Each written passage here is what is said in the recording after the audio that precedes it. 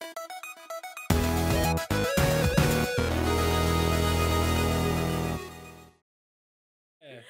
everybody. Welcome to episode. Oh, I didn't check what episode number this is. 172. 172 of SDGC. It's Thursday, December 19th. If you're not aware, Super Informed Gamescast meets right here every night on every Thursday night at 9 p.m. Eastern Standard Time, where we discuss the latest gaming headlines with a wide variety of panel members and guests, even more than usual tonight. We also do a whole bunch of other stuff as time allows. We got a separate show about movies and television, pre-recorded content, and a bi-weekly morning show every other Friday, which we have not been doing. Phew! If you've been along for the ride so far, welcome home. And if not, hey, feel free to stick around and maybe throw us a subscription. Every single podcast is archived the next day on our YouTube channel for those who like to watch, and you can find us on all major podcast services for those who like to listen. And with that, I can close John's intro paragraph. Yep. Excellent. Oh, yeah. Hi, everybody. Welcome to Hello. Everybody, all of the straights on the podcast are off at a Star Wars. Straights. Or it could be cats. I don't know. I'm not here to judge. So the thing is, this was going to be just me and Reb. We were like, what are we going to do? And we're like, we're going to get some friends. First off, well, we decided before anything that this is now Super Deformed Gamescast. Yes, as we have taken over.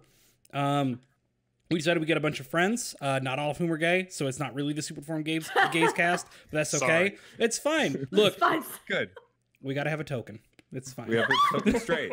Yeah. You're token straight white male. We are You your are the allies, diversity. Sam. It's okay. You're the diversity hire. Oh my god. Um, Everybody, this I'm is our filing that last under- show of the year. I don't think we really thought about this like before leading up to this week, because I think we probably would have like maybe planned something. Nope. But like next week is January 20 or it's December 26th. It's the day after Christmas. There's no way in hell we're going to be having a show that day, and everyone else is gone. Our Game of the Year show is next month.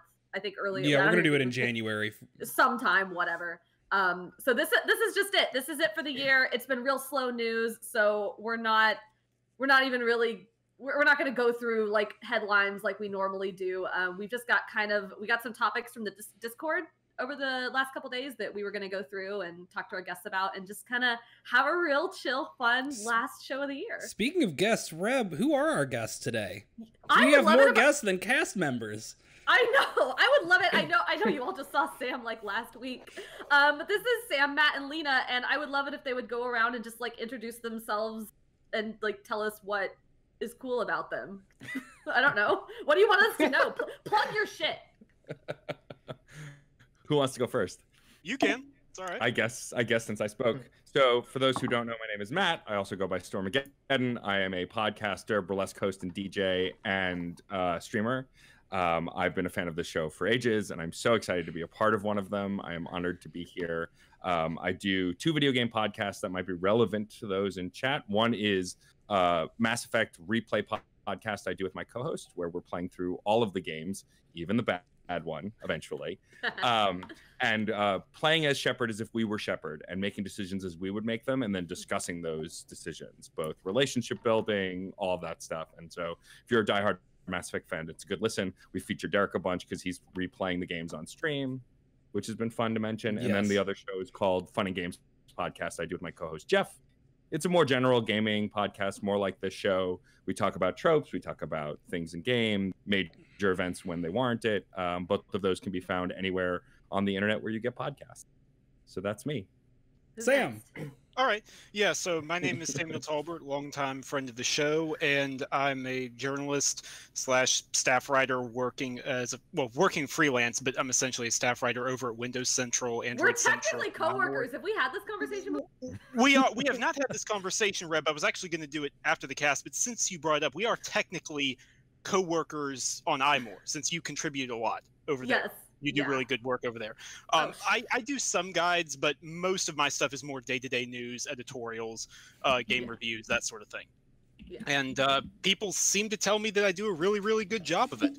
So please come check us out. Lena? I'm Lena Claire. My accolades include being gay, being Derek's sister. I made a game once. I endeavor to do that more often. That's what I got. Yeah, Lena! I do want to point out that, of course, you can tell that we're siblings because we are naturally the most extra people. Me with the, like, neon-soaked lighting, and Lena with her Game Boy camera. Before the podcast, she's like, you know, we weren't sure she was here because she didn't have, like, on at all. She suggested she could get a Game Boy camera out, and of course we all jumped on this idea as being a fantastic one. It's brilliant, and I love it. So what we want to talk about tonight, we're going to go through something we usually do on the show. I would love to hear from each of you what you all have been playing in the waning weeks of the year. Silence. I guess I can start. Lena, you go. You didn't talk enough just now. I want to hear you talk some more. Oh, okay. I mean, I'm playing Pokemon off and on still. I am playing Fallout 4 for the billionth time as well. And I'm also playing a bunch of Dreamcast games. How are you feeling about Pokemon? What are your goals at the moment? I want to make a team so that I can beat everybody in the inevitable SDGC tournaments. So, Nice. Do I need to start organizing this? Right now. Yeah. All right, well, I'll go next. Go. So I actually picked up Pokemon, which is, don't kill me, the first Pokemon game I've actually ever played. Awesome. No, why would I kill you? I'm so happy Well, you're playing yeah. a video game. So, One of us. People tend to have weird reactions when you tell them you've never played a No. Pokemon game before, but I'm enjoying it. I'm not really sure what I'm doing. I'm just pressing use water cannon over and over, and it Yes, seems that's Pokemon, and the correct. reactions are great because it doesn't matter how over the top extra the trainers are, or how confident they are, or how well they've studied. They all fall before the power of water cannon. Absolutely accurate. Yes. So it keeps on working, and I'm keep on slowly, steadily working my way through the decks. Beyond that, the second operation in Gears 5 just dropped, so I've been grinding through those ranks, trying to get really high up there. They have a new Battle Royale light mode called Free For All. It's really, really hectic and insane, and if you're a big Gears guy like I am, it's a lot of fun. But yeah, that's pretty much it. Cool. All right. I've, of course, also been playing Pokemon. Yesterday, I got my good sword doggo. I finally caught him, so I finished the complete story. Oh, congratulations. So that was fun. I may complete the decks for the first time. I don't know. I never have before. But I loved Sword. It is not the best Pokemon game, but it's probably one of my favorites just because of the accessibility, how you don't have to bust your ass to level your teams. You can switch out Pokemon and get them to your team's level pretty easily. Like, I loved all that stuff. I just also don't quite understand, like, there's post game with these two characters that are very strange men with weird hairdos. Yeah, like, I don't understand what that's about. Like, what were they smoking when they made those characters? I have expressed my opinion about Pokemon Sword and Shield on this podcast multiple times, so I will not go back into my spiel about how I think the game is built around these big set pieces and all the stuff in between is just, like, collapsing terrible. But I think it is extremely weird how that whole plot line is, like, the shallowest of, without spoiling it, the shallowest of metaphors for, like, online culture in some ways. Yeah. Like, there's a scene where a woman has written some sort of historical, well-researched, well-founded text, and these two men who are very interested in making everything like it was in the good old days tell her that it's full of lies and she's wrong, and they wrote a review about it on the internet. And I that whole scene, I was just like, what is this doing in this video game? I don't understand. It was weird. But that said, I have enjoyed the game. Besides that, I've also started just briefly playing Shovel Knight King of Cards. I love the Shovel Knight games, and I've been waiting for this final expansion for a while. Tell me about King of Cards. I've played all the other three. I haven't played that one yet. So King of Cards, you play as King Knight, who there's comedy very early on, like your cook who gives you more health, like in the other games, is your mother who you tell to stop babying you all the time. It's my favorite thing. But the game is not only based around the platforming that you expect from Shovel Knight, but it's also got a card game in it. The card game is akin to the Final Fantasy VIII card game, where it's like certain directions of the cards. Tell me more. Yeah. It's a smaller grid, but it's really fun. So each card has arrows, and you have to push cards. You have to push your cards onto coins to get the coins. And if the game ends with the board filled and you on the most coins, you win. It's more complicated than it looks, but it's been a lot of fun to play. The humor and the music is amazing as always, like the other Shovel Knight games. Also, King Knight's main way of attacking is with a charge. So like it feels like Wario Land, which was one of my favorite Game Boy Advance games. Oh, well, you got Reb and my attention. We're friends. We are. Yeah. And so like the shoulder charge is really fun, and like you bounce off certain surfaces to get higher, other surfaces you can't, and so you have to platform. It's been a lot of fun. I'm only like 4 or 5 stages in, but I freaking love it so far. Shovel Knight is one of my favorite games, definitely in the last decade, if not my favorite. And then the other game I've been playing is Dauntless, actually. When it came out on Switch, I downloaded it because aw, kitty. Kitty. Who's that? This is Sebastian.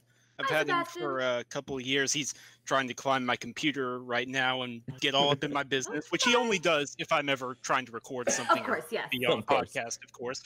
But he just yeeted himself over my fence a couple of years ago and refused to leave. So like, okay, sure. Yep, best friends, great. Sorry, Matt. I really wanted to say hi, Sebastian. It's fine. I'm distracted by cute things too, so it's fine. But yeah, I started playing Dauntless. I ignored it on the PC mostly, even though friends of mine had played it. And then when it came out on the Switch, I was like, oh, well, I have a micro SD card with has a bajillion gigs on it at this point. So let's download this free game and check it out. And like the seamlessness of the crossplay is insane. So I have a friend who I played with it, my friend Brian, shout out to Brian, who was playing it on PC. And so I logged on Switch. We were able to connect immediately. We were able to start playing together immediately. It lagged on the Switch a little bit, you know, especially in the hub area where all the players are. But once you go off to a hunt, so it's like Monster Hunter Lite, essentially. It's a less complex Monster Hunter. But the minute you go on a mission and you go to fight things, like it's smooth, it looks good. It, of course, looks better on other platforms, but that said, on the Switch in handheld mode, to be able to play an online game with my friends anywhere in my home or in other homes that have internet was pretty neat. And also, I'm not really a Fortnite person. Nothing wrong with it. I just never really played it. So this is my first experience with like really good crossplay, and it was phenomenal. Playing the game is fun. It looks pretty. It's silly. I loved Monster Hunter World, but I burned out on it. So something that's like half the skill level has been a lot of fun. And so, I talked to the developers on that game, and I thought it was fascinating how a reasonably small studio was gunning for cross-play across all 3 consoles plus PC in a time when really only like they were trying to do this at a time when only Fortnite had done it so far, and Sony was still being a little baby about it. Like I know Epic Games sort of like, you know, shoved Sony into caving to them with, you know, oh, we have money, come on. But I was very surprised that Dauntless was able to do it so quickly as well. Like Minecraft, I think just got announced. Like full crossplay is finally happening for Minecraft. I know. Well, like, I think not saying that you're right, Reb. It is ridiculous, but the thing with Minecraft was the Xbox Live login. Like, Sony was really not happy about that one. But I mean that's fair, but I still it's just very astonishing to me. Like, yeah. And I wrote Dauntless off as a Monster Hunter fan because I played the other Monster Hunter games on 3DS and everything, and you know, consoles before that, and I liked Monster Hunter World. So when I saw Dauntless, I was like, oh well, this is super easy and like it, you know, it's just not the realism isn't hiked up, the insane difficulty isn't hiked up, but having played it now for about a week, I really enjoy how simplistic it is. It makes it a lot more fun and quick to jump into. And if anyone's been afraid to jump into Monster Hunter, I actually really recommend Dauntless because it's a nice entryway into that kind of hunting and gathering game. Hey, Nintendan, thank you for gifting all those subs. We appreciate it. Thank you, Nintendan. You're the best. As long as we're not playing Shine Thief or whatever that mode is in Mario Kart. Oh God, Derek, what are you playing? I've been playing a couple things. Obviously, still playing Pokemon. I've been streaming Mass Effect, so I'm on Mass Effect 2 right now, and that's been a good time. Okay, what else? I did finish. Y'all know, some of you may know, I've been marathoning the Call of Duty games because I've never played them, and I sometimes need to hurt myself. I don't know how better to put it. I actually rather liked Advanced Warfare, which is the one I just finished, which is the one, unfortunately, with Kevin Spacey, which was not good seeing him. You mean Hatsune Miku? Yeah, Hatsune Miku was in it. At least Kevin Spacey was the villain. Very clearly, so I didn't have to feel like even worse about it. But like Advanced Warfare felt good though. It felt closer to some of the shooters that I grew up with, which is stuff like Unreal and Quake. And it was a little bit more like mobility options, and it was faster paced. And it's maybe the only Call of Duty I've just think I guilt-free enjoyed. Everything else I've been like, oh, there's these good parts, but these parts that I really, really dislike. So, and next is Black Ops 3, which I've been told will break me in half, like Bane breaking Batman over his knee. So, so I'm prepared for that. Whatever happens, you just need to imagine yourself in a frozen forest, calm and serene. And I promise you, by the time you finish Black Ops 3, you will hate hearing those words ever again. Okay. The sheer number of people who have told me how violently I'm going to hate. When people like Justin are telling me how violently I'm going to hate it, and Justin doesn't play hyperbole. You know, Justin's a very like, sounded like Maddie has been telling me how much I'm going to just hate it. So I guess that's coming. And then what else? Oh, I started Outlast today because I've never played. Oh, I played once very briefly and didn't get very far. And I started today, and I'm having much better progress. And it is, I definitely see where people are like, I don't really like the way this portrays mentally ill people, but like, that's anything involving like I think these people are I don't know. It's a fun horror game, but horror as a genre can have some issues with its portrayal of mental illness, and we all know that. And there's really not much of a way to fix that. And there are very few ways to enjoy horror without running up against some sort of bad portrayal. Yeah. I do think The Evil Within, and especially The Evil Within 2, did an okay job. Did Evil a Within fantastic job, actually. Derek and I have talked about that a lot. Yeah. I'm not saying it doesn't exist. It's just broadly as a genre. Yeah. Sure. It's very real difficult. hard. And yeah, that's what I got. That's where I am. Well, I don't have a ton to add to this. I have just this podcast is lined up perfectly in the fact that just a couple of days ago I finished the Pokedex in Pokemon Sword and Shield, and that was kind of my main post-game goal. So I'll probably still dip into it occasionally just to like try to catch like Gigantamax Pokemon or whatever, but I'm about as done as like that is a satisfactory conclusion for me. I think I put in about 70 hours. Like that seems plenty of time. Yeah. And I want to get back to, I want to finish Control. I'm really close to it. I think I've got like one more. I've been streaming it, so I think I have like one more night, and that'll be done. And then I sort of have to figure out what I want to do next. I'm thinking about, it sounds like I'm probably going to try Divinity Original Sin 2 here pretty soon. Oh, nice. Which sounds, that's a good one. Yeah, I've heard like literally one. not a single bad thing about that game. And I've got, I keep eyeing Disco Elysium. I haven't bought it yet, but it like again another game that I have just really heard nothing but at least intriguing things about. And then yeah, other than that, I've got kind of a library of just like bits and bobs that I'll probably like poke at throughout Christmas break. But I'm at a really nice like place to be at the end of the year where I've finished all the big things that I want to finish, and I'm just sort of like trying to figure out, okay, like what's gonna tide me over until, I don't know, I guess Animal Crossing? I don't remember what's next. That's a big one that's coming soon. It is. So yeah, Nintendo's just going Crossing off in released? chat. It's March. I think. Okay, Oh. yeah, what day? Because it'll be either that or Ori. Yeah, I know. Oh, I'm yeah. gonna want to do both. Thank you, Nintendo. Thank you. You're gifting everybody. Give them those Jeez, subs. my Yeah, goodness. it's funny you mentioned Ori. I actually bought Ori on the Switch, the definitive edition, during the Black Friday sale. And now that I've finished Pokemon, I'm going to dive into that probably this weekend. Have you played it before? Nope, I can't wait. Oh, I'm so excited. Yeah, I've heard so many good things, and I'm a Metroidvania nerd. Like, Oh, you're gonna love Bloodstained this. with all of its problems was one of You my will love it. favorites. Oh, So you're gonna love it. I'm excited. Yeah. Cool. So let's jump. I just closed the window. Why did I do that? Let's jump into these questions that I like set up. So most of these are things I adapted many of them because when I asked our Discord to come up with topics, they all asked for a bunch of top 10 lists. Guys, most of you were here. Y'all for saw SDGC the top 100. It was There's brutal. no way in hell we can even come up with a top 10 of it. Top 10 toilets. No, I will not be doing that. Let me I guess, that was refuse. raw.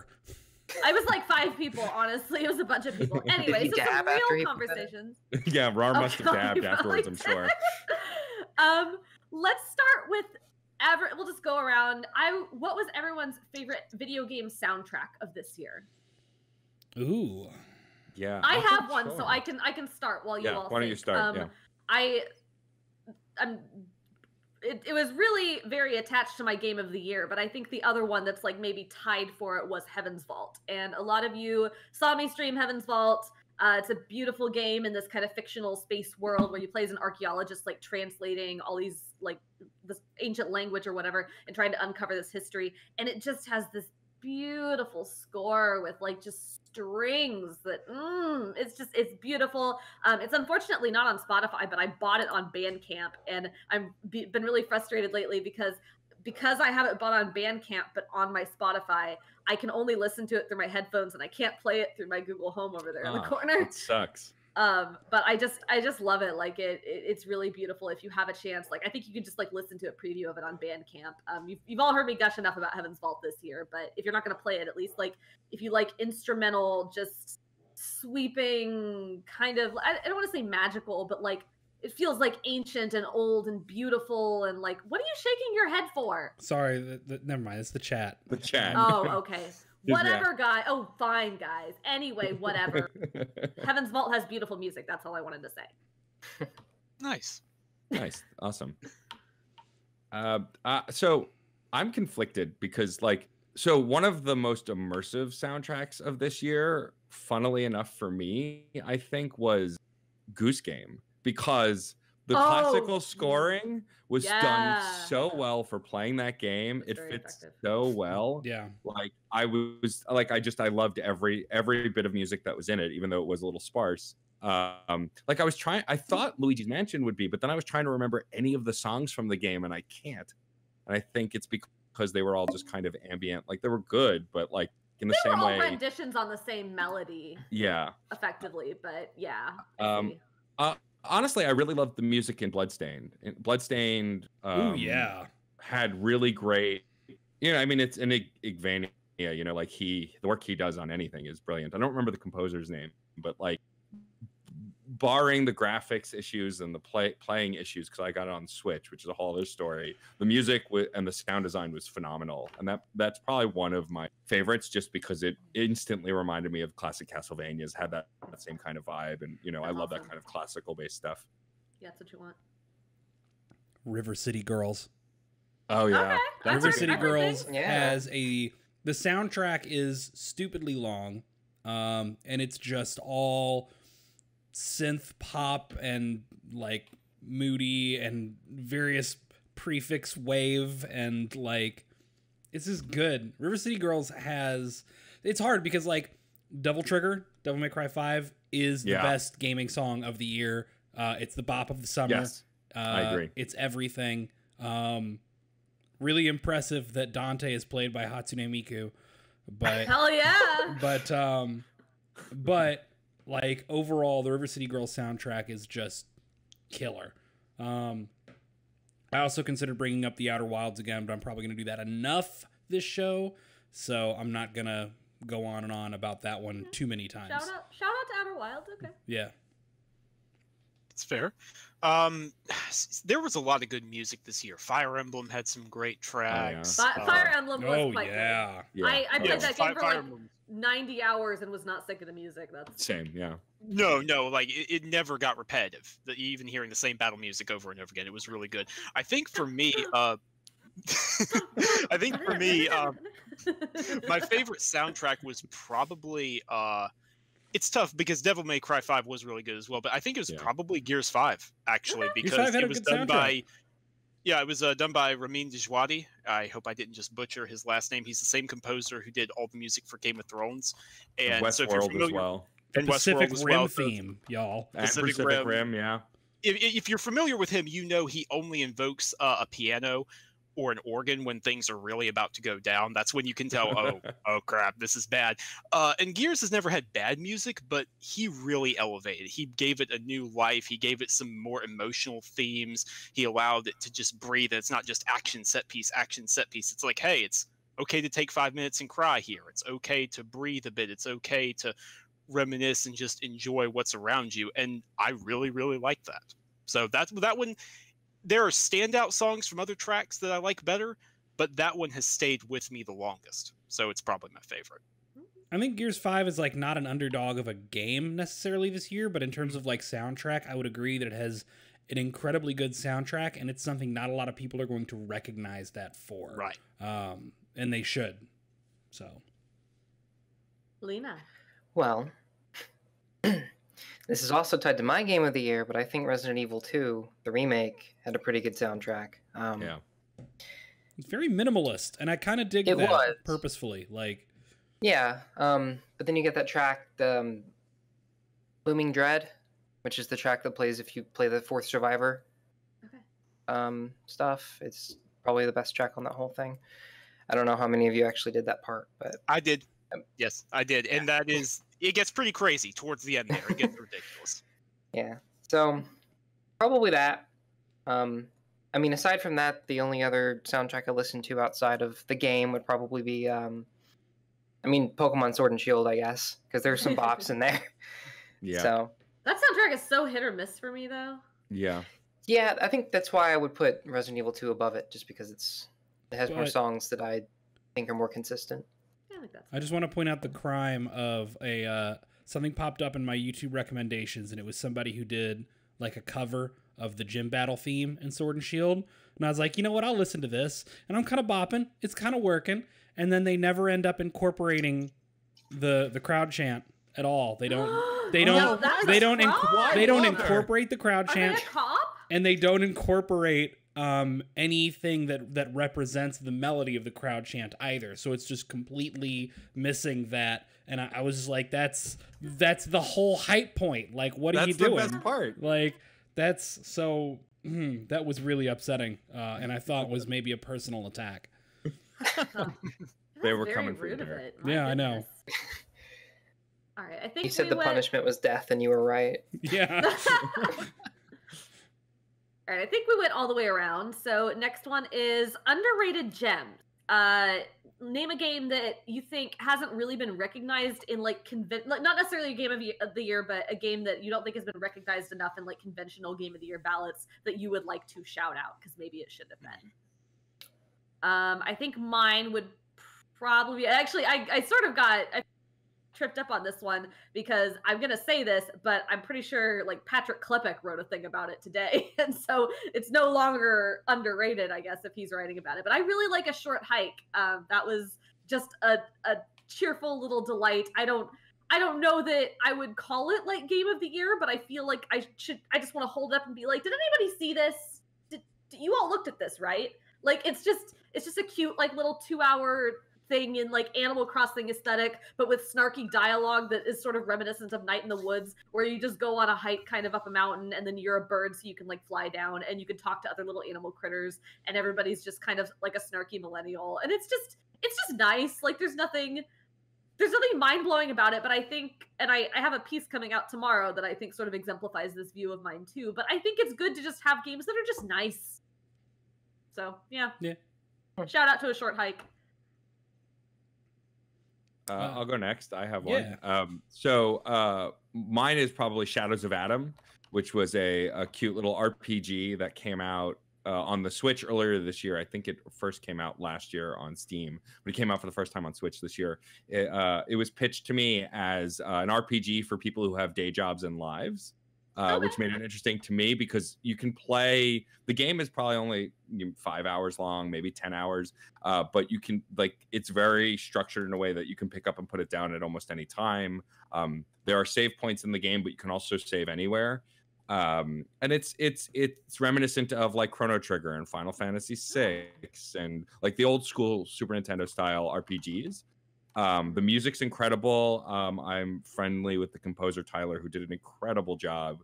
And it was very reminiscent of the RPGs I grew up playing. And it was a fun little thing to kind of dive back in. Like it's not overly complicated. It's not, the strategy isn't insane, and you can kind of devour it pretty easily. So I highly recommend that. And I think it's always on and off sale on the eShop. So yeah, Shadows of Adam, definitely check that out. Yeah. Who's next? Silence. I think maybe Risk of Rain 2. Ooh. Because I put a lot of time into that, and I don't really hear anybody talk about it. I don't know if it's technically finished yet, but if Fortnite's allowed to do it, then Yeah, sure. No, go ahead. There's no rules. because it's basically it's a third person shooter slash there are melee characters, I guess, but it's an RPG kind of. Like you level up, you get abilities. The abilities get stronger as you get stronger, and then you get drops, and those drops give you abilities and stuff like that. And it's fun. It has roguelike elements because you basically just do runs and you hope you get the best equipment for what you're trying to do.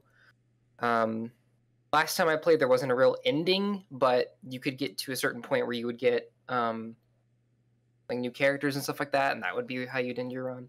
But I don't know, and the music was still good because Risk of Rain 1 had great music. This game also has great music. I just don't hear a lot about it, but I think it's good. Yeah, you're right that Risk of Rain, like for Risk of Rain 1, which also I don't think made a lot of waves for how well it did and how well it's regarded. And this like early access model for Risk of Rain 2 has been interesting because it's kind of like never made a lot of noise at one time. But God, just I'm with you on that. Risk of Rain 2's been a blast. Nice. Thank you, Lena. I'd never even actually heard of that game apart from the name, so it was nice to hear someone talk about it. Yeah. My pick is a little weird in that it's not underrated in the sense it was a small game. It's a full $60 AAA game, but I don't hear a lot of people talking about it in end of the year awards, so I think it qualifies because it resonated with me. But that's Metro Exodus. The Metro series has always been games that like Metro fans knew they existed. Yeah. Yes, it was. Oh yes. my God! It's been a long year. A long year. It was the It's longest funny. year ever. It's funny because it was that week in February that like every game had a release date, and then everything got delayed except for I think Metro. I think it's like the only one that made it. But it's a very slow philosophical shooter. It almost feels weird to even say it's a shooter.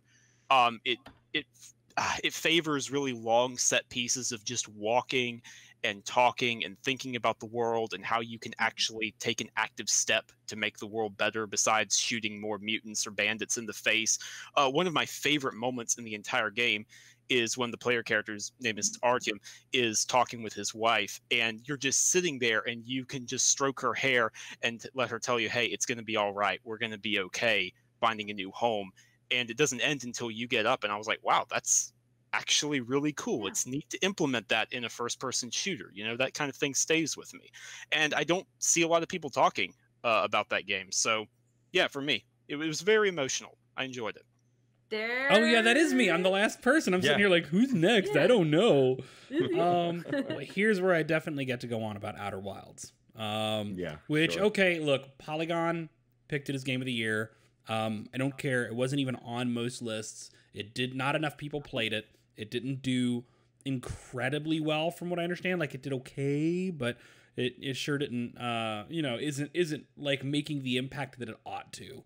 And the Outer Wilds is just this beautiful, atmospheric, the basic gist of it, is that you are in this very, very tiny, pocket-sized solar system. Pocket-sized in terms of like game terms is very easy to get from one side to the other very quickly. And you are trying to discover the mystery behind this like lost alien civilization and the eye of the universe. Except the sun keeps exploding every like 22 in-game minutes.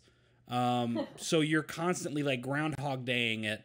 And every 22 minutes you start over and you've got to go out and use the knowledge that you learned to make new progress on, this planet or another planet. And all of the planets are really clever in how they progress over time. Like there's one planet that is gradually falling apart. It's got a black hole in the center. So at the beginning of the 22 minutes, it's almost totally solid. But by the end, so much of it has fallen apart and into the black hole. That like new areas have opened up and have become able to explore, but it's also more treacherous. There's two planets that are orbiting around each other, and one of them's covered in sand, and the other one is full of caves. And as time goes on, gravity pulls the sand from the one to the other and fills up the caves on the one with sand, but opens up new areas on the first one. So you're playing with time. That's awesome. In this really interesting way with each planet. And it's got a lot of DNA of games like Myst and Riven in them, and that it is very much an adventure game. There's no combat. But it's so interesting because it starts off as this very... There's no combat? There's no combat. No. It is Why purely... did that suddenly make me way more interested in this game?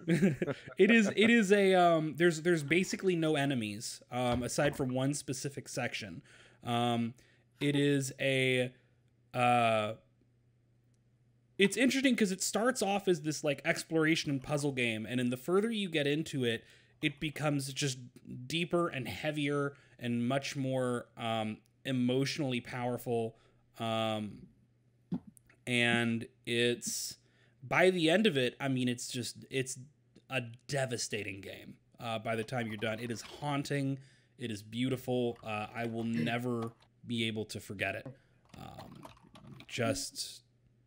Yeah, it's so good. So, I can't speak to it enough. Like, if you want something, if you like the idea of like a cool exploration puzzly kind of type of game, it's gonna hit you hard. That is the first full explanation. I mean, I haven't admittedly gone out of my way to read anything about Outer Wilds. I think I got it confused with Outer Worlds for too long and just had no idea what was what anymore. Everyone did. Everybody else. Yeah, what? Yeah. But that's like the first like sufficient, succinct but detailed explanation I have heard of what Outer Wilds is. It's kind of hard because the more you tell about it, the less you're experiencing for the very first time. Like it's like now when you play the game and you get to the Ash and the Ember Twins, those two planets, like you're not going to have that moment of like, holy shit, the sand is leaving one and going to the other one, and that changes over time. But like, I don't know. I'm pretty good at having big holy shit moments. But the thing is, this game is so full of holy shit moments. And it's very smart. And it does a very interesting way of like the ship's computer actually creates like a web of like data entries you read and things you come across and links them up. And there will be like where there's a thing that's in between two things that you haven't figured out yet, and it will kind of like the lines to it looks like Charlie scribbling the Pepe Silva, you know, on the corkboard with the lines of yarn. Like it looks like a crazy person's web, but it kind of helps you fill in the gaps of like where two things might intersect that you weren't aware, intersected, and give you some direction. But yeah, it's good stuff. It's really good stuff. Damn, yeah. Cool. Awesome. Okay, I will give that some thinks over the holiday. Thank you. Yes. I did Derek, it's been on my list. I just haven't had the time. Every single person set a day aside during the holidays, and I will play it. Every single person here and in chat who ends up playing this game, I want to know when as you play it, like, and when you finish it, because this is, I don't know if there's much to talk about, but sometimes you just need to sit in the dark with a bunch of people and go, holy fuck. You know what I mean? Yeah, totally. I've talked with my my coworker James Batchelor about this a lot this year, but there seems to be kind of a reemergence of enjoyment of games with time loops like that. It makes me there's a game. Sorry, this is like super tangential and not what anyone asked about at all. There's a game called 12 Minutes coming out next year. And I am fascinated by this game because the premise is that you're this person who comes home like after work or whatever, and you're trying to like have a nice dinner with your wife, and I think she's like going to tell you she's pregnant or something. This is not a spoiler. This is like happens in like the first couple minutes of the game. And it takes place over the course of 12 minutes, and then like in the course of this time, a cop shows up, bangs on the door. You can let them in or not, but they basically like come in and tie you up, and you end up like, I think you die at the end of the 12 minutes or something, or you get dragged off, like something happens, and then you restart. And talking to this developer about it, you think initially the premise is, okay, I got to solve this problem with the cop. Like I got to make sure that I don't get like dragged off or killed or whatever. But when you solve that problem, that doesn't stop the time loop. And so my understanding of this game is that there's going to be some sort of like trying to figure out, okay, wait, what is this actually all about? And that you just gave me like the same feeling with talking about Outer Wilds. So Time loops kind of loops are fun. kind of because time that's loops aren't used enough in games, and when they are, it's usually just for something monotonous. I'm fascinated by that kind of concept, the idea that you can figure out a little bit of something at a time and then apply that knowledge forward. It's not used enough. yeah. Right. The Outer Majora's Wilds Mask is the shit, guys. Yes, the Outer It's Wilds good. also pulls this great thing where there are multiple potential and maybe even you'd say like red herrings as to what is going on. What is the cause of, the explosion? What is the cause of the time loop? So you'll kind of come across like a couple different ideas and you'll think, oh, I got this figured out. And it won't be because the game, because it's very open-ended. You kind of explore it in any direction and any order you want to, for the most part. So you're going to come across different ideas that, maybe before I would have. But you'll be like, I got it. I figured it out. What's going on? What's with the time loops? And no, it's so smart and it's so lovely and it's so That's just cool. I love emotionally haunting. That's awesome. Yeah. Next one. Favorite single moment in a game that you played this year, just like an individual moment. We will probably accidentally cross into some spoiler territory. That's fine. Apologies, everybody. We will give people an opportunity to mute. Yeah, so mine very quickly is a spoiler if you have not played Untitled game. It's just the very end of the game. And Oh my god. Apologies if you haven't played it yet, but just go fucking play Untitled Goose Game. It's just fun. Seriously. It's like a couple hours. It's fine. But at the very beginning of the game, you're this goose right at whatever, you pop out of the bushes and you're walking out of this kind of little tutorial area, whatever. And there's a pit with a bunch of bells in it. And it's like, okay, why? And you just that information just goes into the back of your mind. You remark on it maybe for a second, you're like, weird, and then you keep going. You don't think about it the whole course of the game. And then at the very end, the timing of this moment with the music and the way the goals on your to-do list popped up was perfect. So you walk into you've gone through all these different areas where you terrorized all these different townspeople. At the very beginning of the game, you heard, after a certain period of time, you heard a town bell playing, it was on the hour or whatever. It's used for a set of achievement or a set of to-do list tasks where you have to do things very quickly. But again, you don't think very hard about it. You're just oh, it's the town bell, whatever. You get to the end and there's this little tiny village and you get the to-do list task of get into the village. And it's very easy. You just go into the bridge and float on and you go in. And then you open it up again when it crosses that off and it says, steal the, it has a very praiseworthy adjective attached to it, pristine or the perfect golden bell at the top of the tower or whatever.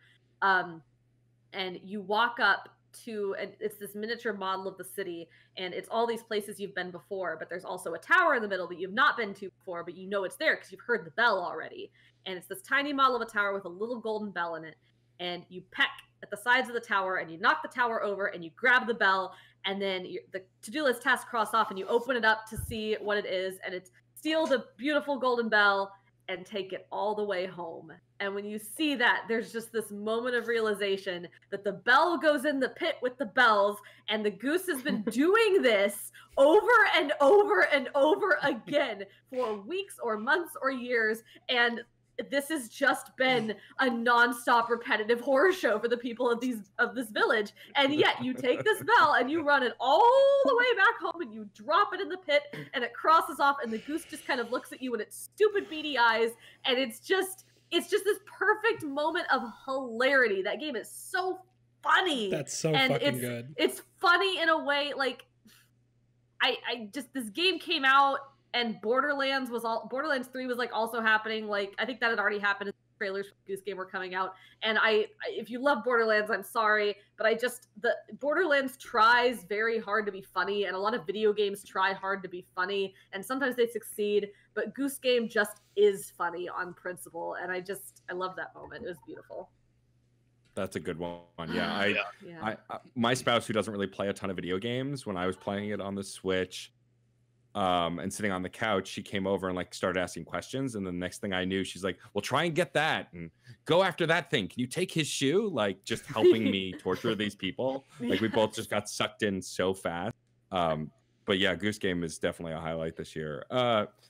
For me, I don't know, at first I wanted to say the big twist in Fire Emblem, but I feel like the big twist is different no matter which path you're. Yeah. Right. What? Yeah, that's true. That's true. But the also, big twist: you can't romance Claude. As a yeah, man. that's a crime, is what that is. I promised to bring that up. That you should. He's bi or pan. My He's something that's perfect not boy. straight. I Perfect was able boy. to romance Claude, but I am a firm believer that everyone should be able to romance Correct. Claude. Yeah, that is the Everyone. correct idea. But no, actually, I think my favorite moment is actually in Luigi's Mansion 3. It's the movie studio floor. Oh my gosh, I know what you're gonna say. Do it. So the movie. What's great about the movie studio floor is how brilliantly they use the sets with Guigi, so you're in the movies. Imran, mute it for a second. Oh yeah, please, Imran, mute. I don't want to spoil this for you. No, we're playing this game together, and he hasn't done this puzzle. Okay, but after you before you have to figure out these movie scenes. There's puzzles and everything, but once you're done, the boss fight is not actually against the ghost on the floor. He wants to put you in a movie, and you're fighting against a ghost in a Godzilla costume in a tiny city, and so you're Kaiju Luigi. And just destroying the city and trying to stop this ghost in a Godzilla costume. Would you say he's a Kaigu? He's a Kaigu. Kaigu. And it's just so perfect. It's just really brilliant. It's really cute. Lovely. It's awesome. And then what's even better is at the end, like, this is the only ghost that's not been aggressive to you in the whole building. And so at the end, he's in the film room, like, putting the reel together. And you can decide to suck him up or not. And you get like a Luigi's Mansion achievement if you suck him up, or you can just leave him and never go after him. I sucked him up because I know I'm horrible. I'm the worst. That's so mean. Let him be a director. It's his dream. But it was just so fun to be. I mean, I'm a Godzilla nerd, so like any game that does allusions to kaiju or that kind of stuff. Like there was one of the Mario and Luigi games. One of the powers was Luigi grew and Mario could ride him, but I don't remember which game it was. It wasn't Dream. Was it Dream Team? Maybe it was Dream Team.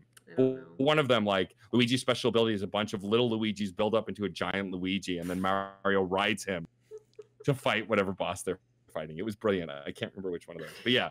But Luigi's Mansion 3, definitely that moment was my highlight. Yeah. The puzzles on that floor, I thought, were the first time the puzzles got hard.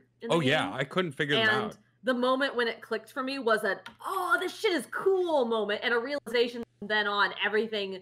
Like, I have this set of like 5 or 6 tools, right? And I'm not going to get any more tools after. I mean, I guess you do get one, but it's kind of but everything from that point on is just built on using those tools in smarter and smarter ways. Yeah, for sure. Cool. Who's next? Lena, you want to go? Or? I hesitate to call it a moment. It's a series of moments, but I mean, the one that I think of, it's probably because it was a little more recent than any of the others. I don't know. So in Dragon Quest XI-S, and spoilers for that, of course. So mute if you don't want those. There's a point where you get to Yggdrasil, and you're like, okay, well, you're basically going to finish your mission now. Everything's going to be great. And I figured something would happen, but I wasn't quite ready for exactly how they framed it, I guess. They just did really well with making everything seem terrible and bleak. And I got some FF6 spoilers, words. I get some FF6 vibes.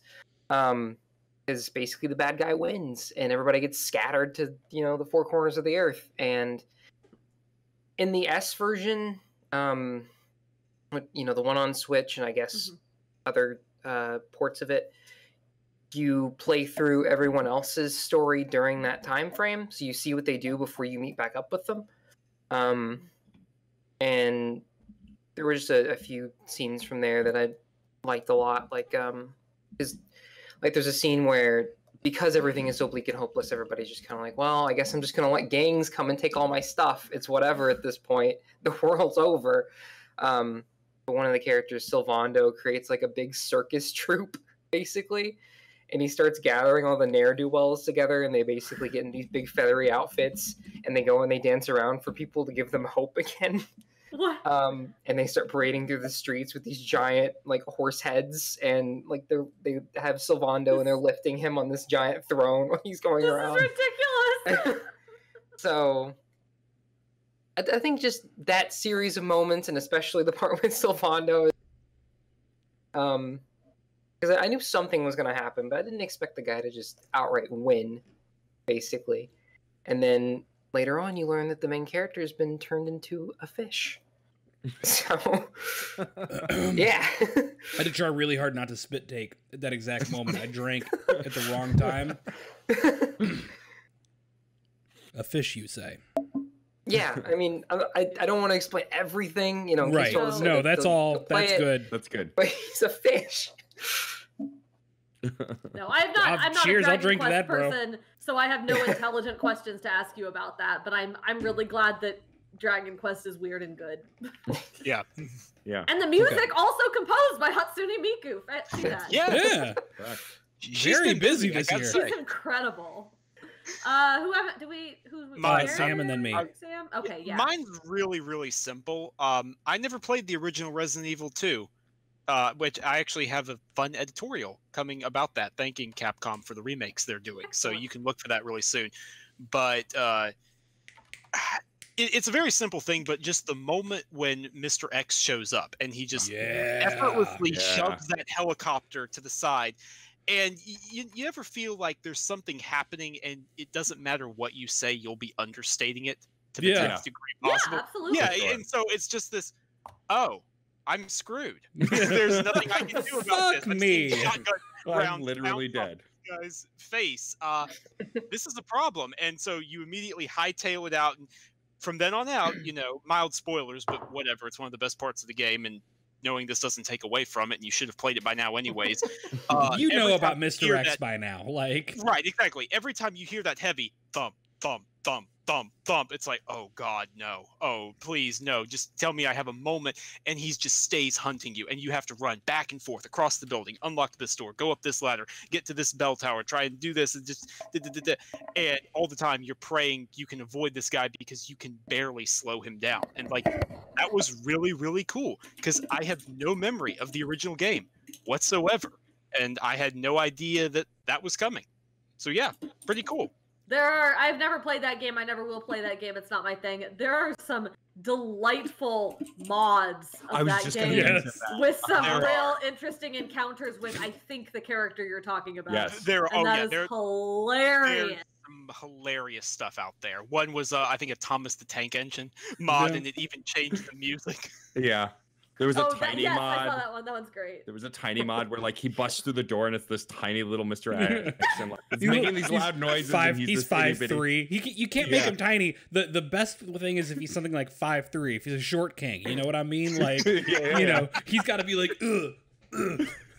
you know, Bagel Boss, right? Like he's got to. I gotta add because so Resident Evil 2. Mr. X is so good, and it's so good when he first appears, but the actual thing for me is not long after that when you're running from him and it's the first time he's shown up, and your initial instinct is to go back to the center lobby because that's the safe area. You know, and you go to the center lobby. Never get in there. Yeah, and you're in there and you're like, okay, I got a second. I'm going to figure out how I'm going to get to, and then he just opens the door and starts strolling right into the center safe area that enemies are never supposed to be able to come. Reb is like, yes, that is exactly the feeling. No, this is exactly like what happened in Yoshi's Crafted World. Yeah, they break the rules, and you're like, no, this isn't how this is supposed to work. But Mr. X doesn't care. X is gonna give it to you. Give it to you. Yes. There is no power greater than X. Fuck waiting for you to get it on your own. Level. X gun delivered to you. The clown level in Yoshi's the clown level in Yoshi was too where much. when you stand, there's these really just fucked up clowns chasing you for some reason. That whole level, I don't know what Nintendo was thinking. Like, fuck that come whole on, clown guys. level. I don't fuck with that. It was a nightmare, but it was very well designed. But there's the idea is when you stand under these lights, like you're safe. And the clowns don't get you. And there's one part where there's a light, and I'm pretty sure there's also like a little like egg box or whatever, so you can reload on eggs. And you stand there, and you're about 3/4 of the way through the level at this point, and you're like, okay, I have a minute, and you start like filling up on eggs, and the light starts flickering.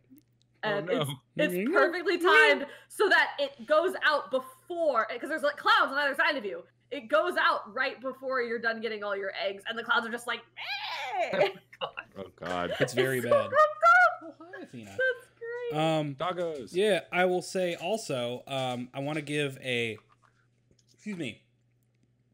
I want to give a shout out to Imran in chat because he's not being acknowledged, even though he is. Come on, get out there, Athena.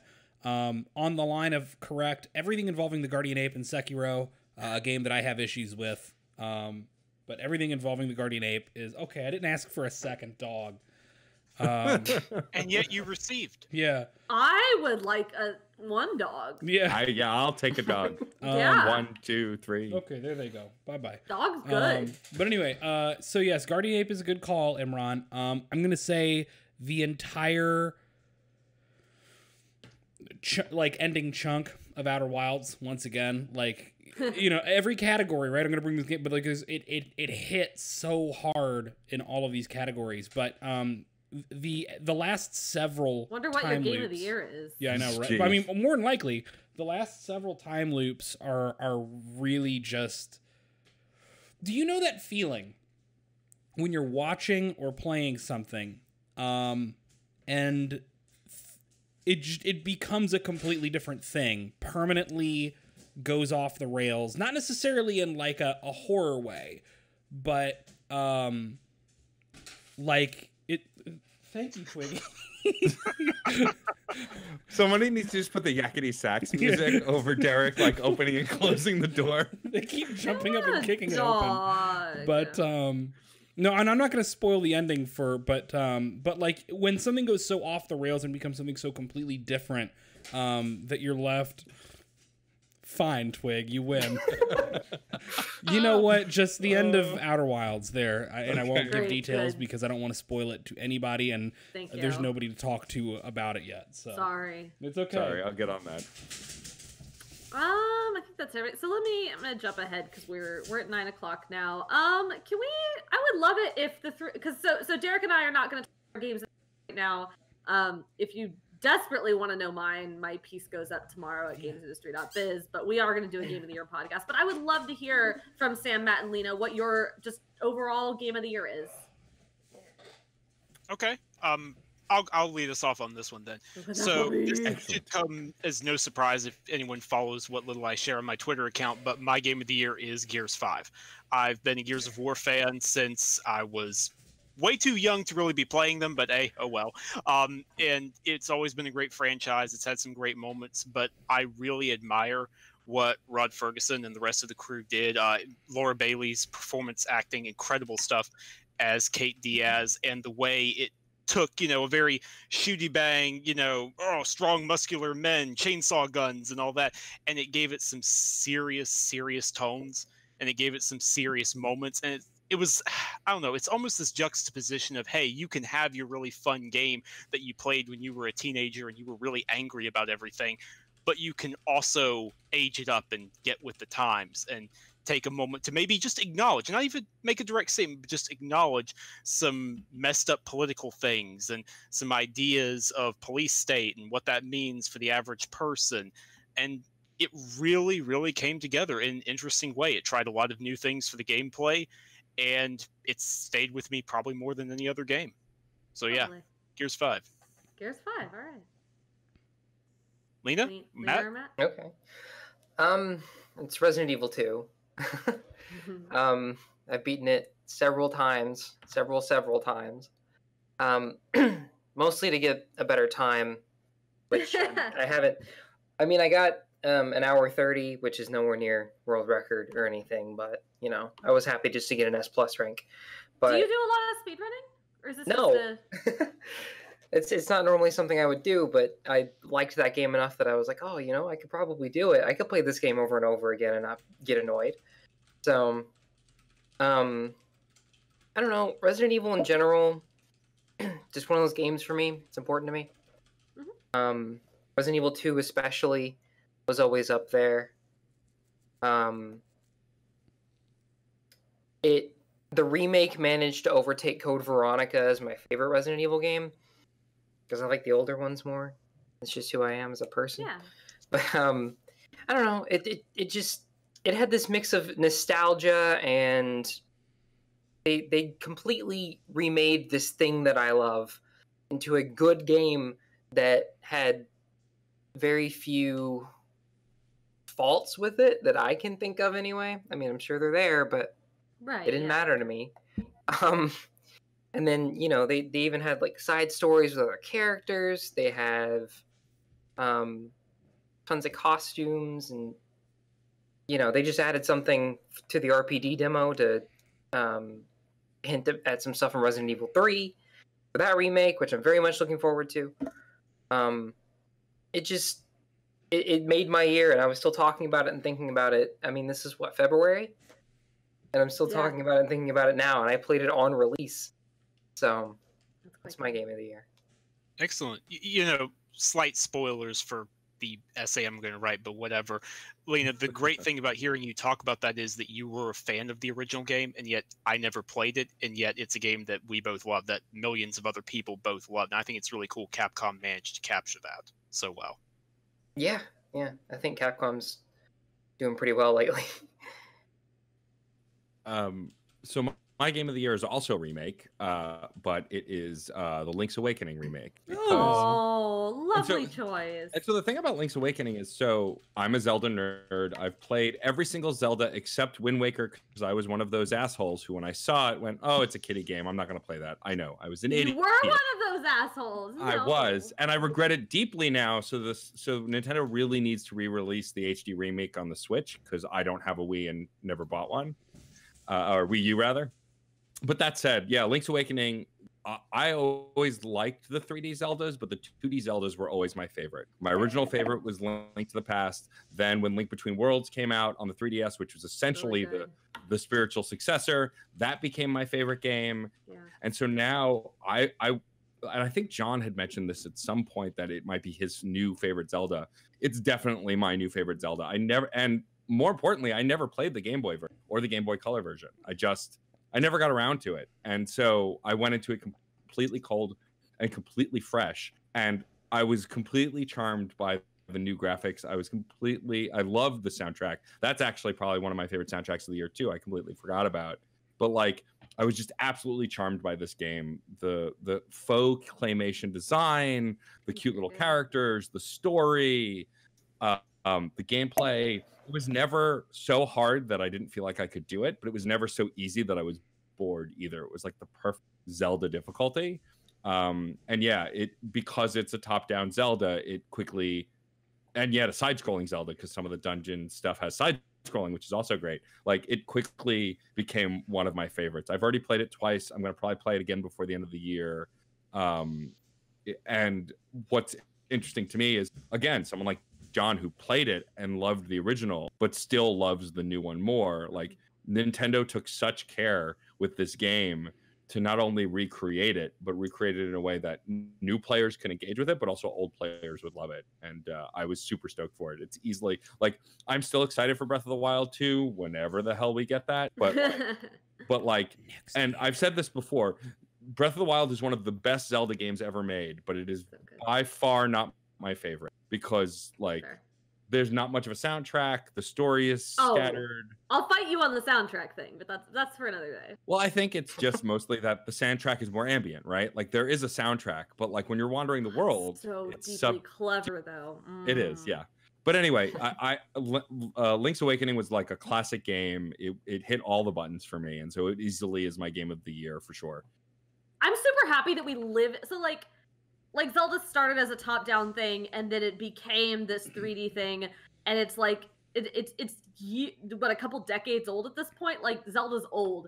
I think it is really kind of incredible that we live in a world where both top-down and 3D Zelda exist together, and they are both deeply different games. I mean, there's connections between the two, like, in terms of how like things function, but the way the games are designed and the way you play them is just so wildly different. But they are still both Zelda games, and we live in a world where they just exist alongside each other. And I am so happy that Nintendo has said we are going to keep doing both of these things. Yeah, because they are both so good for so just very different reasons. For sure. And like, now it makes me want them, like, some of the Game Boy and Game Boy Advance games are my favorites too, like Minish Cap and Oracle Seasons and Ages. Like those all need this same treatment. Like give it to me yesterday. I really liked Phantom Hourglass, except for the part where I had to do the same dungeon over, the same very difficult and difficult, not in a challenging way, but difficult in a just like a tedious way over and over again. Everything that was not in that dungeon was great. Yeah, I agree. Okay, so next one, everybody, most anticipated games of next year. Ooh. I mean, mine's Animal Crossing. Yeah. Crossing. Wow, really?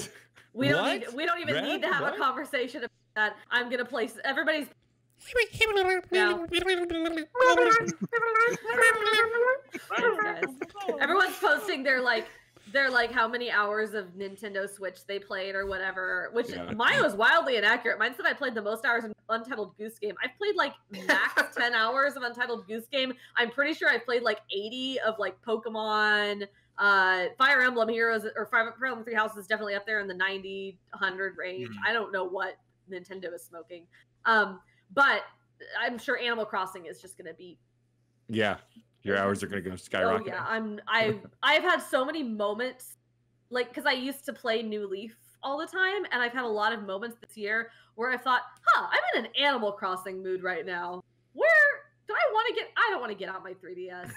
And I just thought, man, it sure would be great if we had a Switch version right now. Anyway, yeah, okay. Everybody else. I'm going to give a weird one that I don't think is going to be on anyone else's list. Absolutely. So I think I might be most interested in the Avengers game, the Square Enix Avengers game. Okay. Really? So here's Flex. here's the thing, okay? Just about everything else big next year, I know already what I'm getting into. Doom Eternal, I love Doom. And you're just giving me more and bigger Doom. Cool. More Doom. FF7 remake, it's gonna be great. I played it at PAX, and it was fantastic, and I know exactly what I'm getting into, basically. Final Fantasy 7. Yeah. You know, all these games, I feel like, early in the year, I have a good grasp of. Avengers is this weird mystery box for me. Because it's a property that I really like. I grew up reading these comics. I mean, I was reading, like, Avengers and Iron Man and Captain America and Thor and stuff in the 90s. So I'm a big old comic book nerd. But like this Avengers game looks kind of rough, and a lot of the details around it seem kind of rough, despite all of the pedigree behind it. But also every single person who's gone hands-on with it behind closed doors has said it's pretty good. Like that it's really good, and there's a lot of opportunity in this live service game to, you know, update with these co-op missions and more characters, and I want to see what they do with it. And I love that most recent trailer that put Kamala Khan up front. I love Kamala. Miss Marvel is one of my favorite heroes that they've introduced in the last 20 years. I don't know who she is, but she looks cool. She's so good. Reb, you are gonna love her. I love it. I don't know who she is. I love it when they bring heroes from that universe to the forefront that I have never fucking heard of. Yeah, she's like, relatively new. I get like Marvel and the other one mixed up all the time. Like I don't know which one Iron Man's in, but I'm tired of Iron Man. I don't care about the Hulk. I don't care about. You would love Kamala. She's Batman. Just a Pakistani American teenager who is like Muslim, but also a teenage girl, and like trying to work out the in-betweens there. She writes fan fiction about the Avengers because she grew up in a world where they were just a thing. Like, she's just very fun. She's everything people loved about Spider-Man when Spider-Man was still young. Aww. Yeah. So pretty much. So yeah, I think I'm most excited for the Avengers game, and I'm not saying that I think it will be my favorite game that I play next year, but I think it's the one I'm most excited for because I don't know exactly what I'm getting into here, and that's kind of cool. I like not knowing what's coming up, even if I wish I'd get, you know, trailers more often or something. Yeah, it's funny you mentioned that. Like when people were upset about it, like, so I'm a Marvel and comic book nerd also. God, yes. And like I've loved the MCU. I've loved all the movies. Some, you know, they're not all perfect, but I've enjoyed it. But like also the voice actors playing some of the Avengers are like my voice acting heroes. Like Nolan North is in there. Like I'm sure Stephen Bloom's in there somewhere because he's in everything. Oh, it's gonna happen. Like But like, and so I was excited about it, even while people were like ripping on how they didn't look like the movie characters. Like, I don't care about that, but I agree. Like, the game I'm most curious about, I don't know if it's my favorite, is Avengers, because hell yeah, again, we don't know enough, and like a co-op online Avengers game that I can play with my friends, like that sounds awesome. But it's not. I mean, to be pretty basic about my most anticipated game for next year, it's Final Fantasy VII Remake. Oh, that's fair. You can be basic on this. We also don't have a ton of big reveals yet for next year, so like your options are pretty much limited to basic and like 3 indie. It's all look. It's all those March games that got spread out in a couple different directions. Like that's all we know, and it's a lot, but it was all 1 month of games. So yeah, and like the thing about Final Fantasy VII Remake for me, which I still can't believe is the finalized title, is just Final Fantasy VII Remake. Like, no one still really knows like how the episode. Yeah. Like what the fuck is up with that? Like, is it all just like $4 or $5 $60 game? What's happening? Look forward to episode 2 in 3 years. Yeah. Yeah, I mean, Square Enix said Nomura has already started on the next episode, but it's like, dude, this one was in development how long? What does that mean? Like, I don't know. Like, I'm super excited for that game, but they really should be more transparent. Yeah, we all sort of thought of this when we first heard it as, oh, it's gonna be Tale or Life is Strange sort of episodic. Like, we'll get it over the like maybe 2 years if we're being generous or whatever, little bits at a time. It'll be about as long as the original Final Fantasy VII. No, bitches! We're going all in on this. Every episode's a whole ass RPG. It took us 10 years just to leave Midgar. Like, I was going to say, get ready for part 2 again in 3 years, covering the second half of disc 1, you know? Wow, yeah. I mean, but the thing that I'm curious about, so, like, for me, Final Fantasy VII is a seminal game. Besides Chrono Trigger, it's like the second RPG I ever played. Like, I didn't play a lot of Super Nintendo RPGs until after PlayStation came out and I went back. But it was Chrono Trigger, and then Final Fantasy VII was one of the first RPGs I ever owned of my own that I went out and bought with my own money and sat and played every inch of. So that's why I'm so excited for this game, because of how much it meant to me in my video game development. That said, what I'm also curious about and why I'm really excited for it is, so no surprise to anybody, I have a Mass Effect podcast. Mass Effect is one of my favorite trilogy of games and favorite video games of all time. What I love about that series more than anything else is all of the decisions matter, right? They affect the next game. We have to assume that the choices, like, there's not a ton of choices, but the whatever you do on the Midgar disc is going to affect the next disc. And it'll be cool to have a trilogy of games that are one game that I grew up with. Like, the fact that they can expand that story so much, and people who've played it and read some descriptions of the story stuff say it's not watered down, there's a ton of content. Like, that's really exciting for me, to get 3 games out of one game I used to play all the time and still play. So yeah. Lena. Okay. Well, I don't know. I'm stuck between 2, but I guess if I had to pick one, it'd probably be Animal Crossing. Yes, Lena! Because I'm going to play that with my fiance, like, a lot. Like, a lot. Oh, and God, if there's a Switch Lite, an Animal Crossing Switch Lite, we're going to get one of those. So. My biggest disappointment about how Nintendo does hardware of all time is that they release the boring color first, and after I have purchased it, they come out with the fucking adorable Animal Crossing edition with like Isabelle on the back making a cute face, or like a bunch of little like leaves or whatever all over it. And I look at it and I go, I want that, but that's like $300 for an item I already possess. It just looks different. Yeah, I hate that too. And they know it. They know it. Because I do not spend that money, but a lot of people. Yeah. Oh. That's the new 2 roles in any lesbian couple now, is which of you has the Pokemon Switch Lite and which of you has the Animal Crossing Switch Lite. Which one are you, Lena? I mean, we're not gonna have a Pokemon Switch Lite in this house, actually. Well, bucking trends, proud of you. But Colette's gonna be the. Go on. I didn't mean to interrupt. Please go on. No, you're fine. Colette's gonna get the Animal Crossing Switch Lite, and then we got her a yellow Switch Lite that I'm gonna take, and then I just have another Switch in the house for something. How do you like Do you mostly play handheld? Well, okay, she has the Switch Lite. Yeah, She uses that constantly. I just keep mine docked all the time. Like my normal Switch, I don't ever take it off the dock. So, yeah.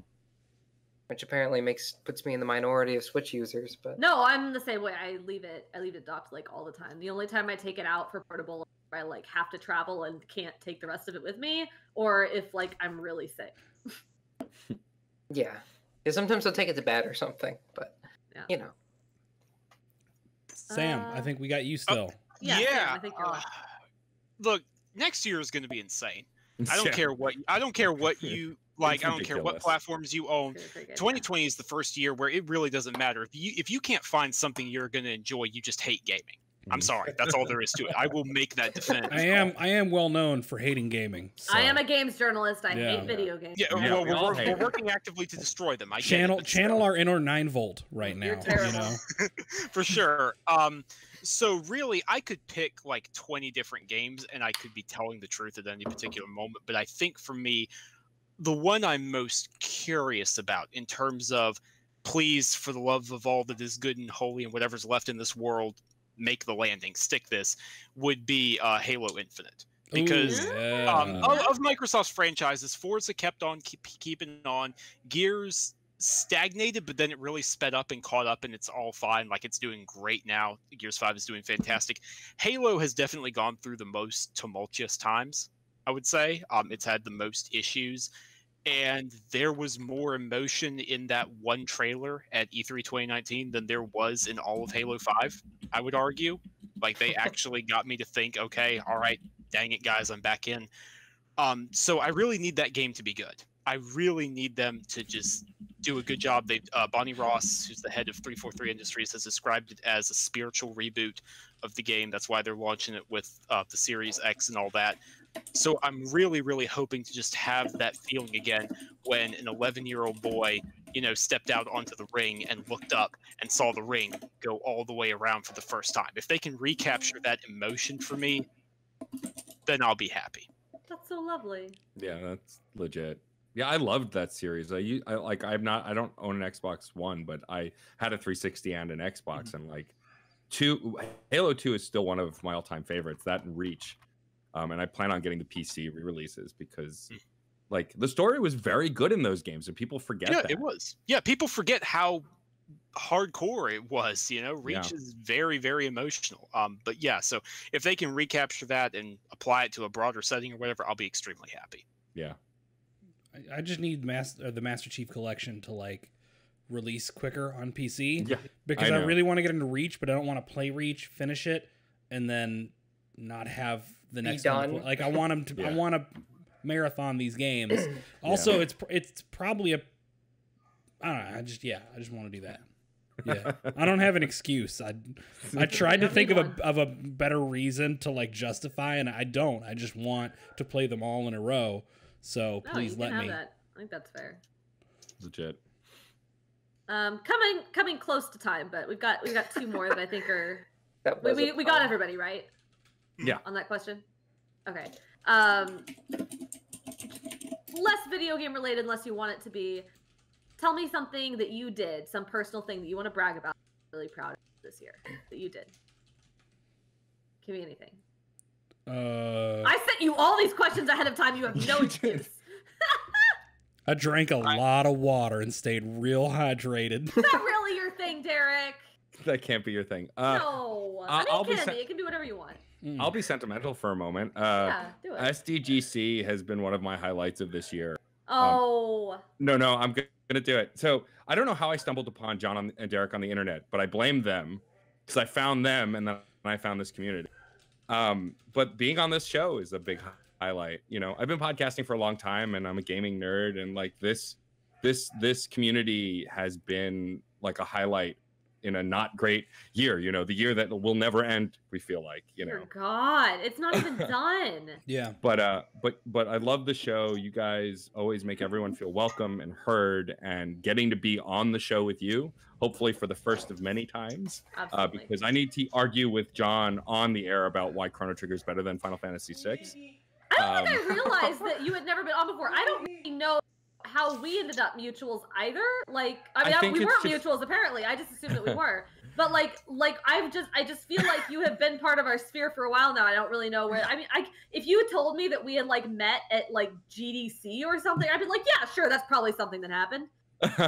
Yeah, I'm glad you're here. I didn't realize you'd never been on the show before. Yeah, Welcome. no, I'm happy to be here. This was a blast, and yeah, I just also see. And what's funny is I don't know how I discovered Derek or John in my feed. I follow a lot of games journalists, and like I listen to Waypoint, and a bunch of other shows. So like, likely someone retweeted somebody, and I was like, hey, those guys are snarky. They're my kind of snarky and sarcastic. I want to be friends with them. So my proudest moment of the year is continuing to grow the podcast that I do, but also being on SDGC for the first. We're so happy to have you. Yay! We'll do it again. Look at that please. dog with a ball in its mouth. Dog. Baby. So Oh my goodness. this is my proud moment of the year. Is we adopted Twiggy, who was a rescue. Twiggy. She's just over a year old now, as far as we can tell. And when the shelter got a hold of her, we've got pictures of the way she was before when the shelter, or when the rescue group got a hold of her. And I mean, she was on the verge of death. She was a skeleton with skin wrapped around her. And we have taken this poor, deeply, deeply abused dog and given her a lovely home. She's so good. And a sissy and a new mommy and daddy. Who the fuck hurts a dog? I don't know. The worst. But that's my proud thing of the year is we saved this baby. So Good. That's a good one. That's fantastic. Lena, Sam. Lena, do you want to go or? I can. See, my secret is that I actually had all my answers written down. Oh, But Lena. what I tend to do is I second guess which one I should be using because I have multiples for all of them. But I guess proudest thing I did this year is probably propose to Colette. Aww. Amazing. We live together now. It's been pretty good. It's been nothing but good. So It's amazing. it's a much better Oh my place than I gosh, I'm so was. happy You know. for you. Thank you.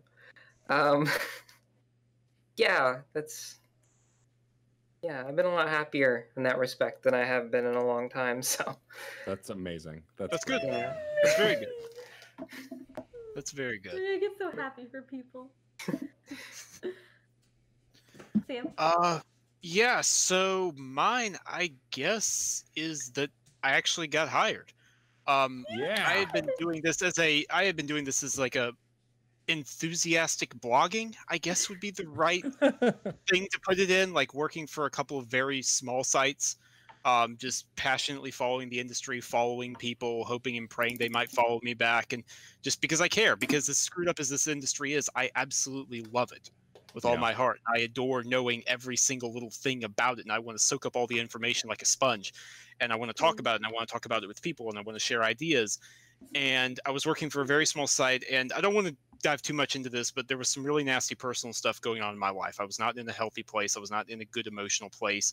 And then out of the blue, as I'm prepping for E3, Jez Corden, who's one of the senior editors at Windows Central, he had been an acquaintance of mine for some time, but not really a close friend or anything, just hits me up and is like, hey, so you're not really doing enough for like where you're at right now. I say you come and work for us and you actually get paid really well for it. And what do you say to that? And I was like, yeah. So we talked some more at E3, couple of drinks, couple of talks, and here I am, a member of the games journalism industry, and I could not possibly be happier. This is I'm easily so the happy best. you're a part of this. Yeah, That's this is amazing. easily the happiest I've ever been in my entire life, and it's good to be able to look back on something, you know, gnarly in your life and go, hey, that wasn't my doom. I'm burning brighter and I'm pushing forward, and I have a heck of a lot more ass to kick. You know? Oh yes. Yeah, for sure. So yeah, that's me. Last one is Wait, Reb, Derek and Reb didn't give their proudest. No, well, moment. Derek did Derek his. did. I didn't Oh, do yeah. mine. I'm sorry, Oh, that's I wasn't right. trying to skip out on that. I just Oh, that's right. The lost- doggo was Derek's. Yeah. I just lost my mind. Oh god, that's hard. And water. This is legitimately. I mean, yes. I've like talked about this on Twitter like 10 times. I feel like I'm just like wearing out my welcome with this conversation, but this has like legitimately been the hardest year of my life. I started the year by getting divorced. I moved out to Kansas City, away from my hometown for the first time in my entire life. I like left behind. I deleted Facebook, which sounds like just like a sort of, oh yeah, I got rid of social media kind of thing, but it legitimately severed my connection to like 90% of everything that I had known up to that point. Everybody, like so many people I had known from school, so many people that I had just, you know, I had this support network that I just said, you know what, I know you all have kind of existed in my sphere, but these are not people who have legitimately been there for me, so I don't feel bad doing this, but also like I just like separated myself and I took a risk and I moved to a new city and just started my life again, like entirely. It felt like without just like I had this idea of what it was going to look like and what was going to go up to that point, and I basically, because of the circumstances, just had to sort of throw it all away and say, all right, we're just starting over. I mean, I have my job, which has like been amazing. So I don't know. I think it's I don't want to say my proudest achievement is like surviving, because I don't think I just maybe I guess to say that I thrived.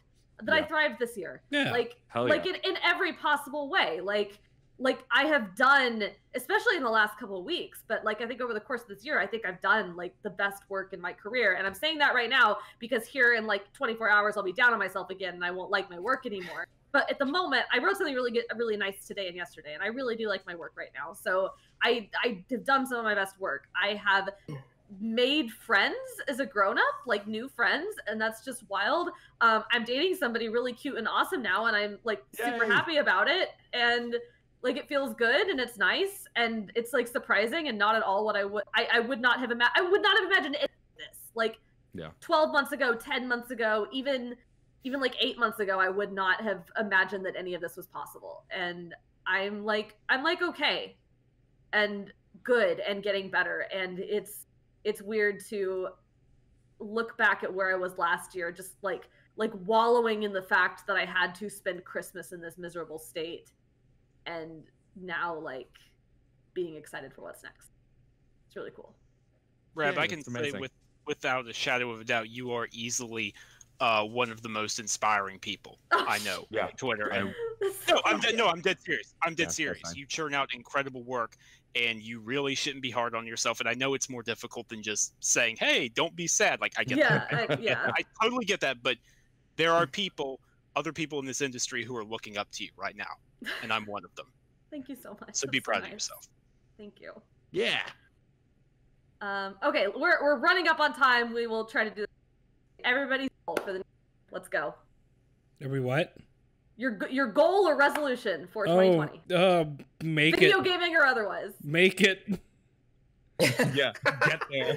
That's a good one. Elect somebody who isn't the motherfucker in charge right now. Yeah. All right. Yeah. Good goal. That's a good goal. goal. With that. That's my. I think a more gentle one for me would be I want to play more. I want to play more video games, and I want to play more different video games. I had this goal when I started in the industry, because when I started writing about games, I had played Pokemon and like Harvest Moon and like a few fluffy, like, I mean, the kinds of stuff that you already know I like, basically. And then like Assassin's Creed. And that was, I didn't know what Dark Souls was when I started writing about games.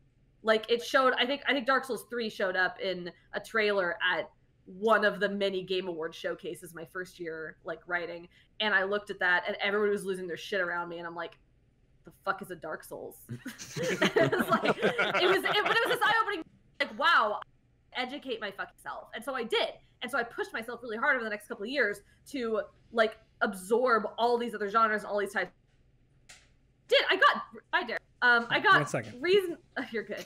I got reasonably far, but I didn't quite hit everything, and I also overworked myself. And I took on too many reviews, and I burnt out for a little bit, and it was not good.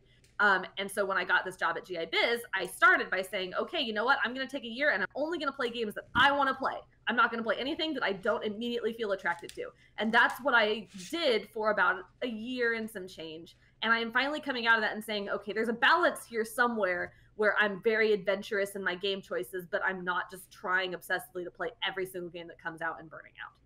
20 is to find that balance and walk it, to be adventurous and to try new things, but also to not waste my time on things where I'm just sitting there and I was like, oh God, I have to play this and I just hate it so much. Why the fuck am I doing this? So that's my goal. That's an admirable goal. I think in 2020, from a gaming perspective, I'd like to complete more, like finish more games. I have this bad habit because I'm a podcaster and a streamer. Like the new thing comes out, well, I got to play that, and then you forget about the other 3 games that you're playing. And a lot of modern games, like if you give up along the path, trying to go back and figuring out what the hell you were doing last is so impossible that half the time I end up starting over. So I definitely want to finish more games, play them to completion, because that's satisfying. And I think on a professional level, I just want to do more with the things I'm doing. Like I got a streamer. I became an affiliate this year on streaming, which was really great. Damn, good job. It was, and like I worked at it. I found what I wanted to do, and I got it. And like now I have to figure out what's next. How do I grow that audience more? I mean, it'll help if I find time to stream again, because I haven't streamed in 3 weeks, but that's neither here nor there. But also the podcasts I've been doing. Some I've been doing for as long as 6 years, and others are much newer. And like, how can I grow them? What's the next step? Especially since social media is borked and trying to advertise on social media is almost impossible at this point. Like, what's the next way to get people into stuff? One is being on a great podcast that you love, so that'll help. But like, you know, what other things in 2020 can I do? What other friendships can I make maybe to help promote the things I'm doing that I'm proud of? That's me. I like that a lot. That's beautiful. That's good. Yeah. I'm so glad you're here. Oh, thank you, Reb. Be gay, do crimes. Be game, do crimes. That's another goal. I can do crimes. Well, that's fine. That's good enough. Lena, you? Okay. So I would umbrella all of my resolutions under like a bigger resolution, which is basically just I want to do more of the personal projects. That's the word. I want to do more of the personal projects and stuff that I have had a tendency to not do, even though I want to do them, which may sound weird, but you know. No, it doesn't. That sounds extremely normal. Yeah. Deeply normal. My God. So those things are like. I'm constantly working on a video game, but there's a video game that I've been wanting to make that I haven't really done a lot on because I'm helping, you know, the team make theirs, and I want to work more on my personal project for that. I keep redoing everything regarding like the branding and the look and the feel of my stream, and then never streaming. So, because I used to stream like once or twice a week. And, you know, that was pretty fun. Yeah. I had, like, a few people that always showed up. And then, you know, if I can do anything to help SDGC, I want to keep doing that because it's great and all of you are great. And I like being here. Really grateful to have you as a mod in our Discord. Like, you're wonderful, and I am really glad that you're... And, like, I know that you're, like, present and thinking about things, and it's really cool. I feel like I haven't done a lot, but there hasn't been a lot of, like... I mean, I've done thinking, I've done like presenting of ideas, but there's very little moderation that needs to be done. Everyone's so good. Go community, good job. And that's okay. That's good. Yeah. Yeah. Sometimes in and of itself, that is an incredible thing. Yeah. Yeah, that's me. That's the hopeful 2020 I have. Derek, did you want to do a more personal one, or are you good with let me do a real one. Kicking a fucker out of office. Yeah, I mean, obviously that is more important than anything like any of us can one personally man do. alone. Right. I don't know. I mean, there's a lot of stuff I would like to happen. I would like to get off nights because it would really open up my ability to do more stuff with SDGC and you know, have a bit of a broader social life, right? Because right now I'm off 2 nights a week, and one of those is to SDGC, and one of those goes to the the other half. So that but I mean, like, that's not really within my control at the moment, so that's not really fair. I guess I just want to kick depression in the ass. Yeah. Right? Like, because that's the thing is I look around and I feel like I've got a million things I've got to get taken care of. I've got, every time the dogs go out and come back in with mud on them, it's a reminder that the backyard needs to be reseeded. And that's one more thing. Every time, Martha has to borrow my car, it's a reminder that her car needs work. And that's one more thing we've got to do. Like it's always stuff, big mood, lots of stuff, and I need to figure out how to break out of that mindset. 'Cause the other thing is, like, I really can't afford to do medication. Like, I'm not financially, I'm in a really tight spot. Like, I make life work, but like, and medication's always been. I've got a spotty history with medication anyway, so. Like it's never been ideal. We've never found something that really worked well for me. So I'm unmedicated. And I just live that life.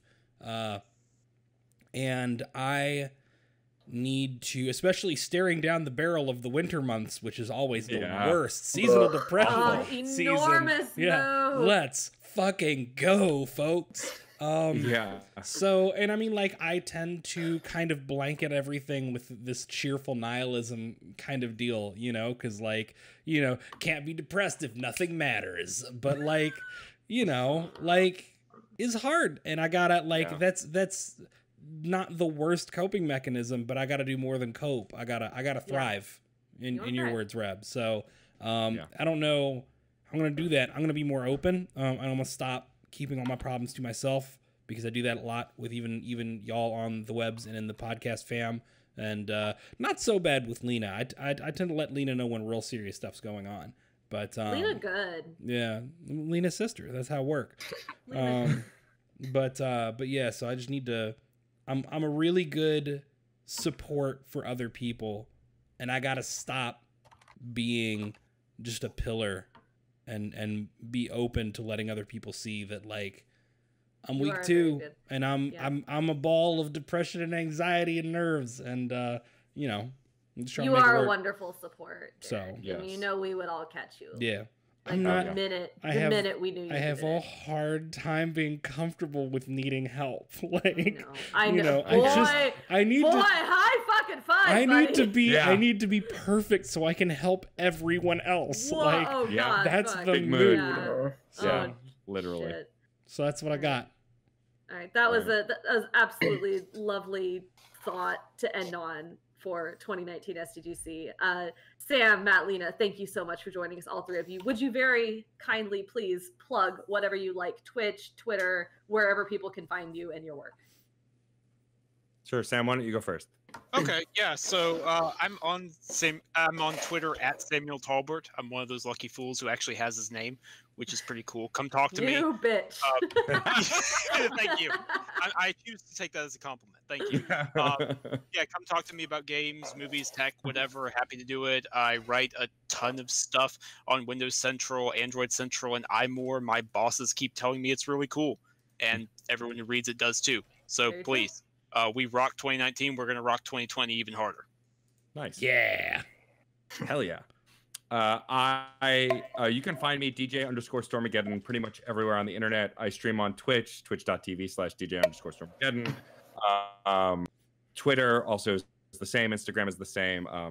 And if you go to any of those places, you can also find the info on the 4 podcasts I do, because I'm a crazy person who doesn't like having free time.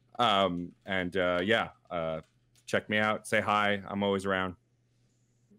Lena?